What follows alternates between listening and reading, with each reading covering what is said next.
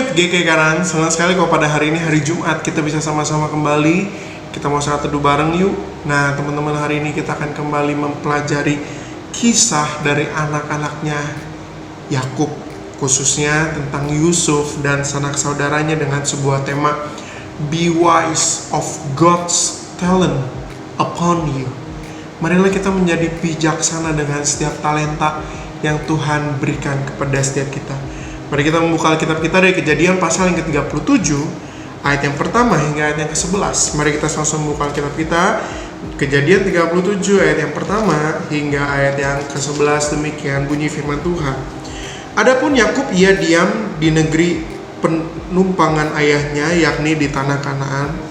Inilah riwayat keturunan Yakub. Yusuf tatkala berumur 17 tahun, jadi masih muda, biasa mengembalakan kambing domba bersama-sama dengan saudara-saudaranya, anak-anak Bilha dan Zilpa, kedua istri ayahnya.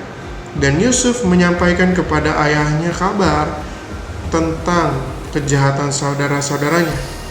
Israel lebih mengasihi Yusuf dari semua anaknya yang lain, sebab Yusuf itulah anaknya yang lahir pada masa tuanya, dan ia menyuruh membuat jubah yang maha indah bagi dia. Setelah dilihat oleh saudara-saudaranya bahwa ayahnya lebih mengasihi Yusuf dari semua saudaranya, maka bencilah mereka kepadanya dan tidak mau menyapanya dengan ramah. Pada suatu kali bermimpilah Yusuf, lalu mimpinya itu diceritakannya kepada saudara-saudaranya. Sebab itulah mereka lebih benci lagi kepadanya, karena katanya kepada mereka, coba dengarkan mimpi yang kumimpikan ini. Tampak kita sedang di ladang mengikat berkas-berkas gandum. Lalu bangkitlah berkasku dan tegak berdiri, kemudian datanglah berkas-berkas kamu sekalian mengelilingi dan sujud menyembah kepada berkasku itu. Lalu saudara-saudaranya berkata kepadanya, apakah engkau ingin menjadi raja atas kami? Apakah engkau ingin berkuasa atas kami? Jadi makin bencilah mereka kepadanya karena mimpinya dan karena perkataannya itu. Lalu ia memimpikan pula mimpi yang lain yang diceritakannya kepada saudara-saudaranya. Katanya, aku bermimpi pula, tampak matahari, bulan, dan 11 bintang sujud menyembah kepadaku. Setelah hal ini diceritakannya kepada ayah dan saudara-saudaranya, maka ia ditegur oleh ayahnya, mimpi apa mimpimu itu?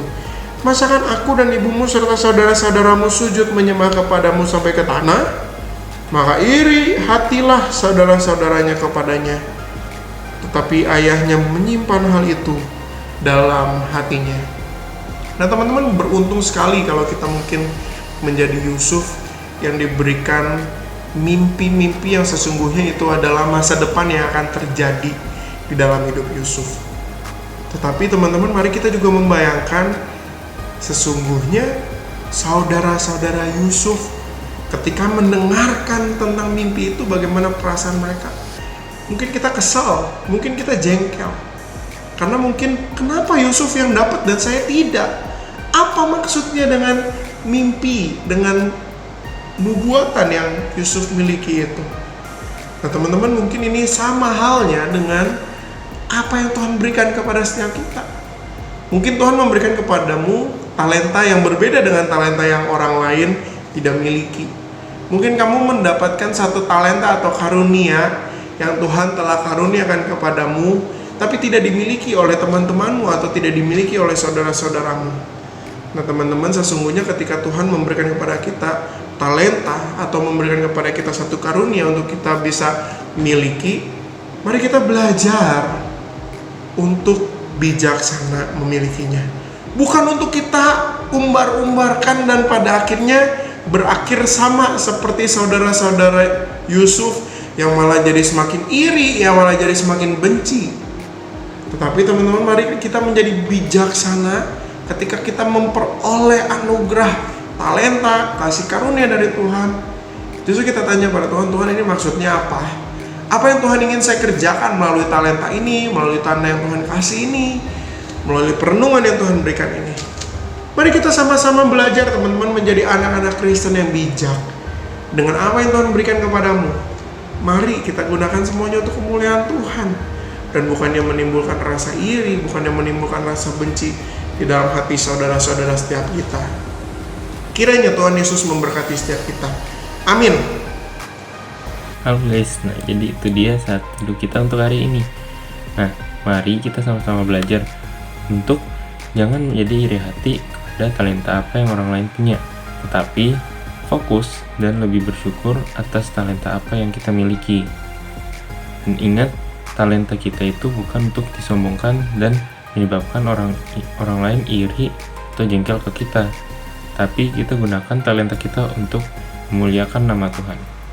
Nah, menutup saat teduh kita hari ini, mari kita sama-sama berdoa. Tuhan yang di surga, terima kasih untuk saat teduh yang dapat kami dapatkan pada pagi hari ini.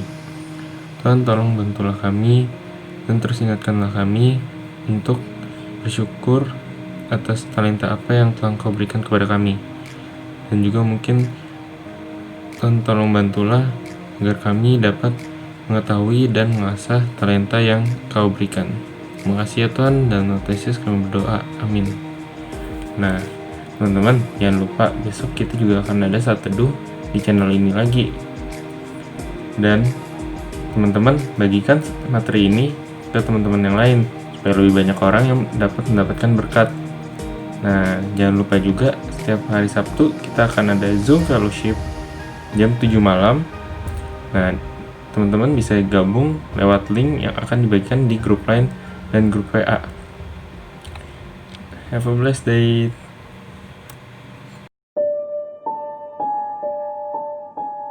Oke guys, kembali lagi dalam obrolan santuy anak milenial. Dengan tema podcast yang akan kita bawakan yaitu setan. Tema kesukaan aku banget ini. Kok takut setan nggak? Serem kok, tetap kok serem banget kok. Ceritain dong. Dikejar kok, dikejar. Bener kok. Di rumah kosong, aduh serem banget. Apakah iblis pernah dipakai Tuhan untuk menggenapi rencananya?